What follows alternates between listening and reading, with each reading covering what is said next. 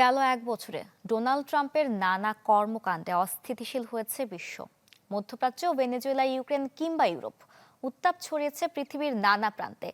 যুক্তরাষ্ট্র ফার্স্ট নীতির কথা বলেও পেশি শক্তির সামনে হোঁচট খেয়েছে আইনের শাসন।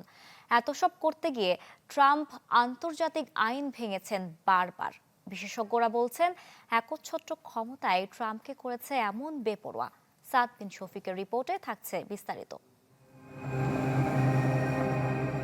হোয়াইট হাউসে ডোনাল্ড ট্রাম্পের দ্বিতীয় মেয়াদ যে বিশ্ব রাজনীতির জন্য অনেকটা চ্যালেঞ্জিং হবে সে আভাস পাওয়া যাচ্ছিল আগে থেকেই।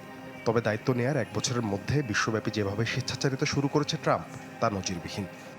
It's going to be only America first. America first. Design, elegance, beauty. সেরা পণ্য সবার জন্য। Jevico. ভেনেজুয়েলায় কমান্ডো অভিযান চালিয়ে দেশটির প্রেসিডেন্টকে তুলে নেয়া, রাশিয়ার বিরুদ্ধে যুদ্ধে ইউক্রেনকে উস্কানি, ডেনমার্কের কাছ থেকে গ্রিনল্যান্ড কিনে নেওয়ার হুমকি কিংবা ইরানের সাম্প্রতিক নজিরবিহীন হামলা, ট্রাম্পের এমন কর্মকাণ্ড বিশ্বকে করেছে অস্থিতিশীল।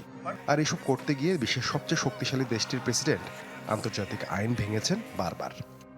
I am announcing today that the United States will withdraw from the Iran nuclear deal.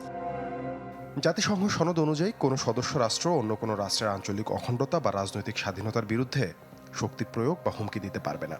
কোনো সার্বভৌম রাষ্ট্রকে তার ভূখণ্ড ছেড়ে দেওয়ার জন্য চাপ বা হুমকি দেয়া ভিয়েনা কনভেনশনের পরিপন্থী।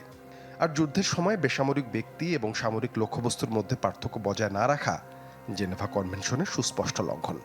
এত সব আইন ভাঙার পর প্রশ্ন উঠছে, এর শেষ কোথায়? আমাদেরকে মনে রাখতে হবে যে মার্কিন যুক্তরাষ্ট্র একমাত্র পরাশক্তি যারা পৃথিবীর যে কোনো দেশে যে কোনো সময়ে মিলিটারি এনগেজমেন্টে যেতে পারেন। এই পরাশক্তির মতো প্যারালাল আর কোনো পরাশক্তি এখনো হয়নি। এবং মার্কিন যুক্তরাষ্ট্রের যে ওভারসিজ ইন্টারেস্ট এবং সেটাও অত্যন্ত বৃহৎ। বিশেষজ্ঞরা বলছেন, ট্রাম্পের মেয়াদ শেষ হলেও পরাশক্তি হিসেবে আমেরিকার আধিপত্য খর্ব না হওয়া পর্যন্ত এমন আগ্রাসনে শেষ হবে না। এখানে গুরুত্বপূর্ণ ভূমিকা রাখতে পারে মার্কিন জনগণ। ভবিষ্যতে যেই সরকারই মার্কিন যুক্তরাষ্ট্রে আছেন না কেন, তাদের মধ্যে হয়তো এতটা প্রোঅ্যাক্টিভ এনগেজমেন্ট হয়তো থাকবে না হোস্টিলিটির মাধ্যমে, কিন্তু তাদের মধ্যেও কিন্তু এই পররাষ্ট্র নীতির কিছুটা কন্টিনিউয়েশন থাকবে।